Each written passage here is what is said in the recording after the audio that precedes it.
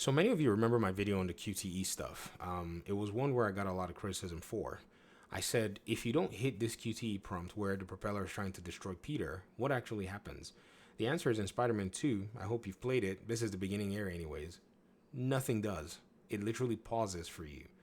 So a lot of people said, this is not really a big deal. You're nitpicking. So I said, okay, let me backtrack a little bit. Then I started to play the Arkham games just recently because of the so-called new Batman skin. And I realized that even in the Arkham games, there were fail consequences as well whenever you had a QT interaction, especially when it came to life and death.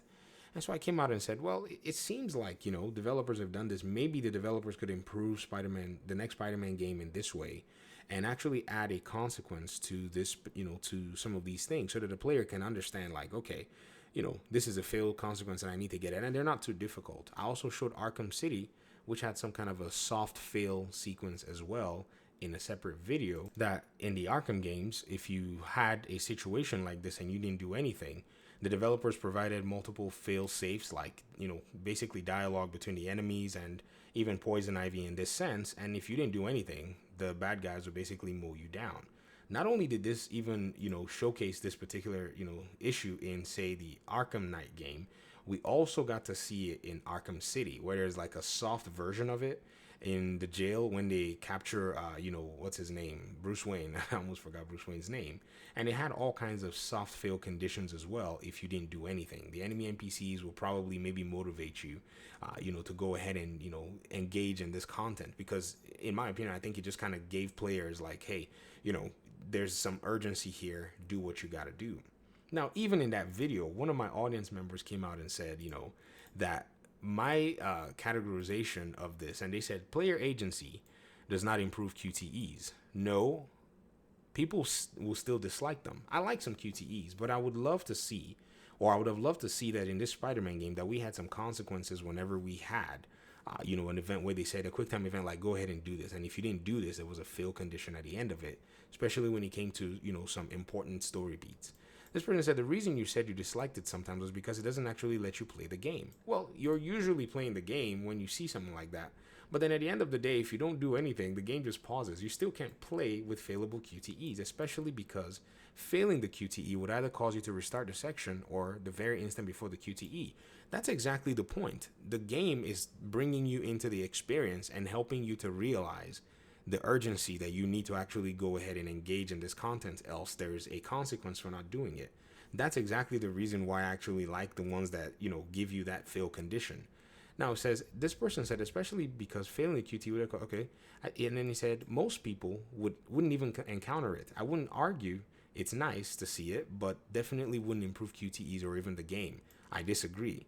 And they said, you want to talk about improving the game? There's so much actual stuff that you could have and should be improved, especially when you compare 2 to 1. It just seems like these videos are shallow, especially when you're just wrong in some of them, like the bug you encountered and the QTEs.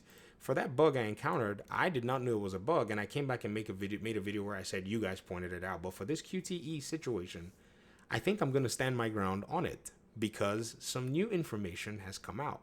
I'll read the full comment, and we're going to go to that, ladies and gentlemen. So this person said Web of Shadows had failable QTEs and was memed on. I never played Web of Shadows. It's the one Spider-Man game that I could not find a good, reasonable price to pay for. I borrowed it from a friend and played a little bit, but then I was like, no, I'm probably not going to spend, this amount of money on this game because I'm not a Spider-Man fan. My kids are. So, I mean, I bought them a bunch of other Spider-Man games, so I doubt they're mad that Dad didn't buy them Web of Shadows, a game that was made before they were born.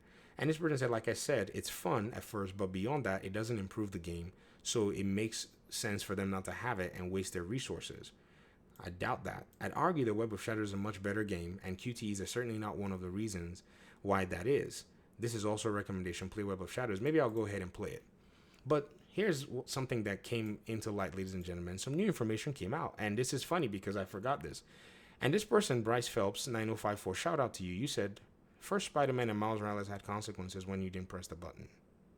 I said, what? You're kidding me. So you mean to tell me that I, who enjoyed the first Spider-Man game and liked the Miles Morales game, when it came to the third game, I thought something must have been missing. And so when I complained about it, people said I was nitpicking. Ladies and gentlemen, so I decided, okay, I got to run around and do some, shopping. So I went ahead and found a video. I just literally looked around and I was like, there's a whole video on YouTube that says Marvel Spider-Man PS4 all failed events. There's literally a fail condition for a bunch of the events in the game.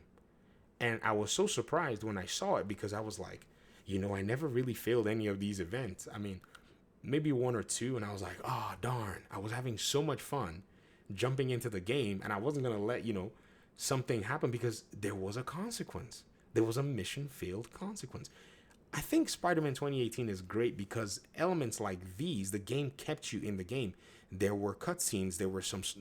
I think this is also probably one of the reasons the MJ sections were so annoying because the game was so fast paced. The game pulled you in that when it came down to a point where you had to actually slow down, a lot of people were like, wait, we've been having so much fun.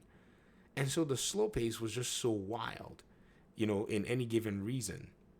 That's what I think made the game so great. And I guess maybe I should have gone back to look and see if actually something like this was, in the first game, in order for me to be able to go back and make that criticism from a valid point. Because I never saw anybody meme the 2018 Spider-Man's events.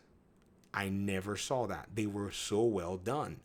They, in my opinion, really made the game feel weighty, that your actions as Peter Parker and Spider-Man, they had real consequences in the game. The game was forgiving. It will let you start from the place that you stopped in many cases so that you could actually execute on that. But that's for, the player to, seem engaged, except it will be a game where you're playing like a grounded mode, right? When once, like in The Last of Us, there's a grounded version, a mode of the game. It's a difficulty where it's permadeath. But, these games don't have the permadeath, but at least they, kind of give you soft cues like this elevator scene right here where Peter Parker is falling. So I thought I was crazy, ladies and gentlemen, when I was saying, guys, I just think Spider-Man's QTE execution is just kind of wild, especially when you consider that this particular scene, this propeller was going to nuke everybody into orbit. So it seems to me the developers either made the conscious decision to go ahead and change their design paradigm. I don't know why. I don't know anyone who complained about this QTE because even the comment just now did not mention it about being a complaint in 2018. Remember, it was in Web of Shadows, a game that was developed by a whole different team a long time ago. And perhaps maybe Web of Shadows events were trash. Yet the events here in Spider-Man 2018 were so consequential and so impactful that it was such a solid part of the game where you did not even have any criticisms of it. Look at them. They're all like intense. I mean, you're watching it yourself. You're seeing it. You're like, oh my goodness. So, ladies and gentlemen, I think Marvel Spider-Man 2 in this department failed. I think so. I think that's why 2018's story seems to me to have been more compelling to some people, because 2018's story was just really solid. And the way they executed on a lot of things, just, oh my goodness. Now, that is a Spider-Man game worth playing. Spider-Man 2, on the other hand, I think that's why I like Miles Morales as well, because it kept these, aspects of the game really strong. Now, I don't really remember, the ones in Miles Morales, because probably I didn't fail any of them. But let's not deceive ourselves to say, somewhere, somehow, this is not necessarily such a big deal that will improve a video game when you actually have a fail consequence, when you have a mechanic, in a video game of this sort. It's insane. That's why 2018 is so good. I'm not crazy. Peace out.